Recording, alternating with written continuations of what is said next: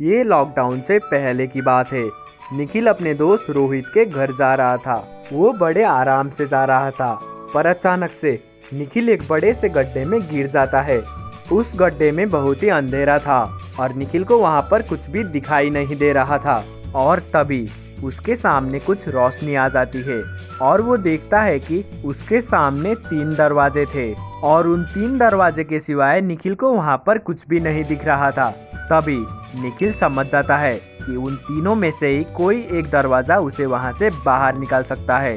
इसीलिए निखिल उन तीनों ही दरवाजे के ऊपर अच्छे से देखने लगता है। तभी उसे पता चल जाता है कि तीनों ही दरवाजे के अंदर कुछ खतरे छुपे हुए हैं और उन तीनों में से फर्स्ट वाले दरवाजे के अंदर एक मम्मी थी जो लंबे समय से सो रही थी और अगर वो जाग गई तो कुछ भी हो सकता था। और सेकंड दरवाजे के पीछे एक भूतिया हवेली था जहाँ पर से काफी डरावनी आवाजें आ रही थी। और तीसरे वाले दरवाजे के पीछे एक ज़ॉम्बी था और ज़ॉम्बी तो आपको पता ही होगा, वही जो इंसानों को मारकर उनका दिमाग निकाल देते हैं।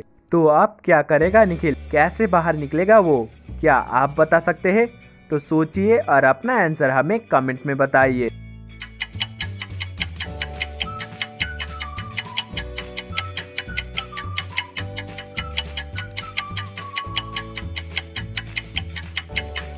तो चलिए देखते हैं निखिल कौन से रास्ते से सेफली बाहर निकल पाएगा।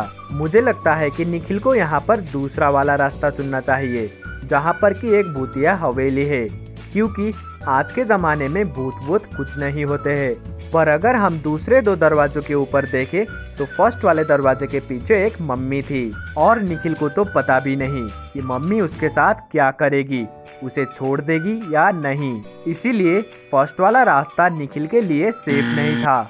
और थर्ड वाले दरवाजे के पीछे एक ज़ॉम्बी था जो निखिल को अंदर जाते ही मार सकता था। इसीलिए थर्ड वाला रास्ता भी निखिल के लिए सेफ नहीं था। इसी तरीके से निखिल दूसरे वाले रास्ते से बाहर निकल जाता है और अपने दोस्त के घर चले जाता है। तो कैसी लगी आपको आज की पहेली?